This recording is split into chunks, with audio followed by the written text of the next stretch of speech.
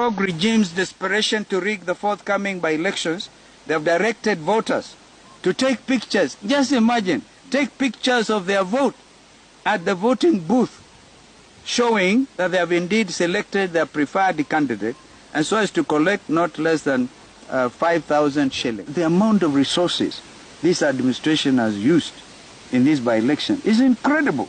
Kwa hivyo, they must face up to the consequences. Hello guys, welcome back to the channel today, and today we are going to dig into the by-elections that are happening right now in different countries. That's free in Malava.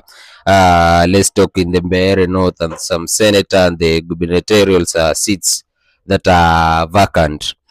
So today morning we have had a statement from the opposition, not the opposition but maybe the likes of Natembea, claiming that Seth Panyako has been attacked by a goon who is claimed that he has been sent by the government. The goon is the one that is passing over there. So we are just trying to dig in.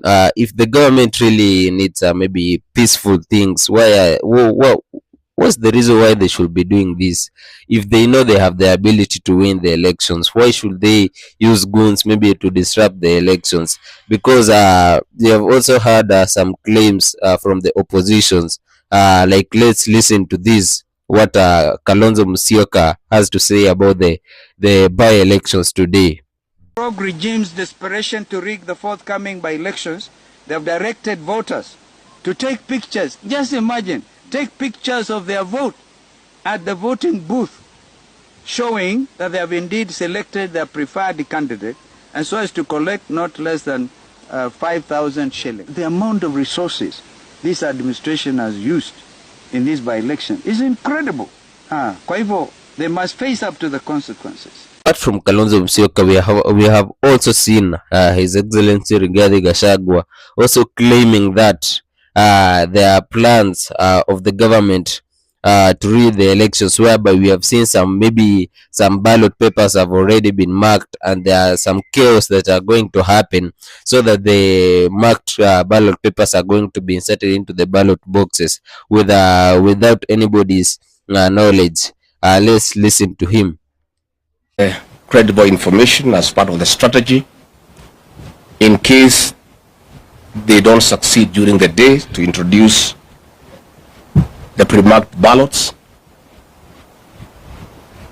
The officers in civilian will cause chaos at 5 to delay the counting until nightfall, and once it's dark,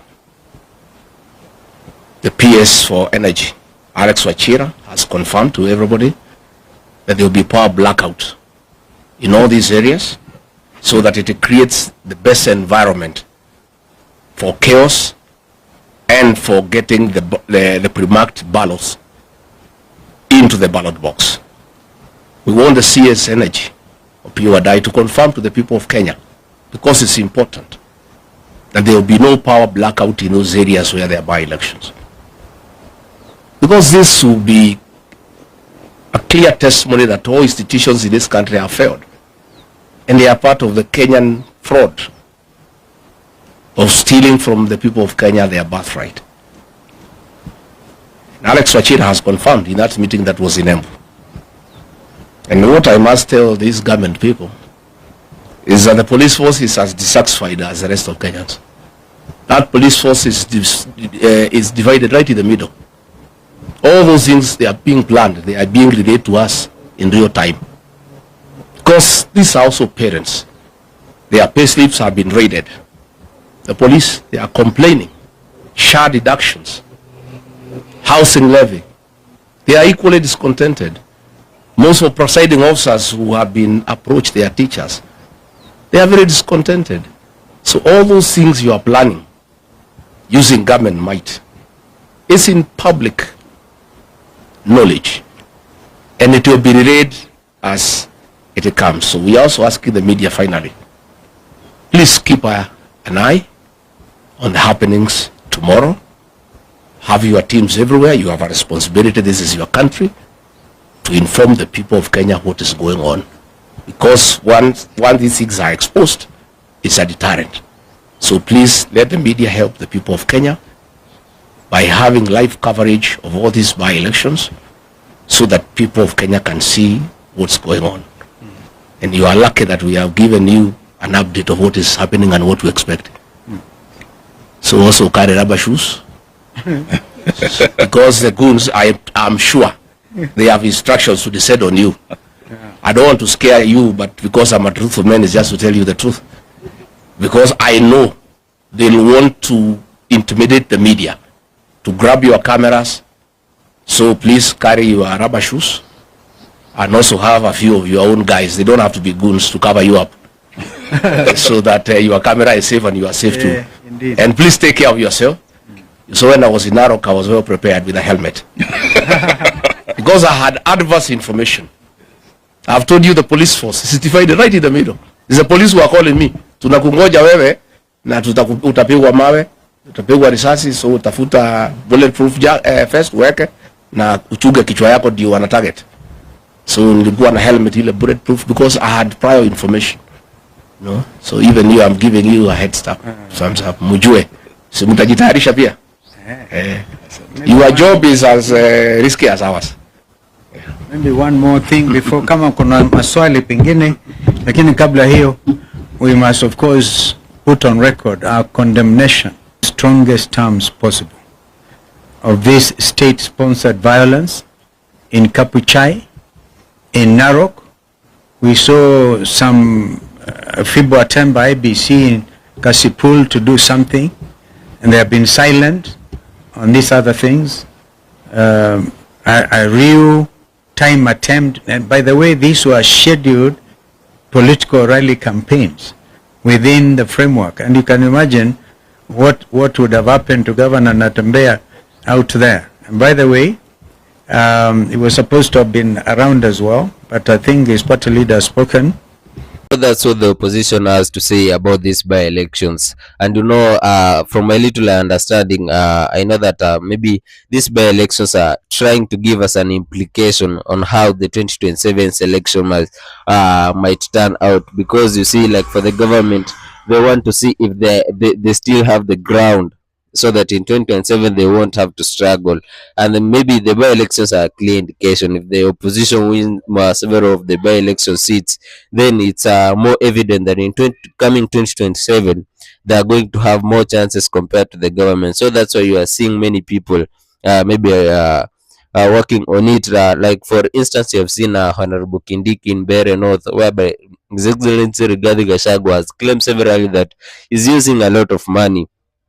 Tomorrow, have your teams everywhere. You have a responsibility. This is your country, to inform the people of Kenya what is going on. Because once these things are exposed, it's a deterrent.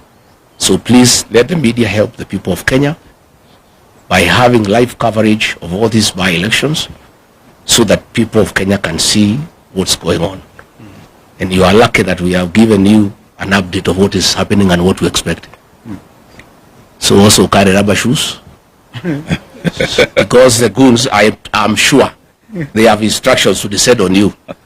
I don't want to scare you, but because I'm a truthful man, it's just to tell you the truth. Because I know they'll want to intimidate the media, to grab your cameras. So please carry your rubber shoes and also have a few of your own guys. They don't have to be goons to cover you up. So that your camera is safe and you are safe too. Indeed. And please take care of yourself. So when I was in Narok, I was well prepared with a helmet. Because I had adverse information.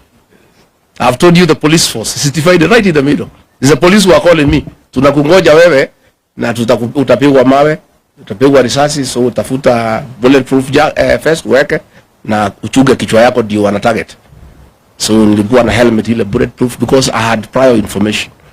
No? So even you, I'm giving you a head start. Thumbs up. Mujue. Si mtajitayarisha pia. Your job is as risky as ours. And you see, it's worth it because according to my understanding, I know maybe these people, the President Ruto has given them an ultimatum whereby you see, like for Wetangula and Mudavadi, they have to deal with the Western, which is Malava, and His Excellency the Deputy President Honorable Kindiki has been given the Bere North. So maybe they're trying to prove their worth upcoming 2027, so that they may not be kicked out. So that's all for today. And if in case you're watching us for the first time, please click hit the subscription button. Whenever we're producing a video like this, we automatically getting notifications. Drop your thoughts in the comment section. I'll be doing my best to read them. Thank you.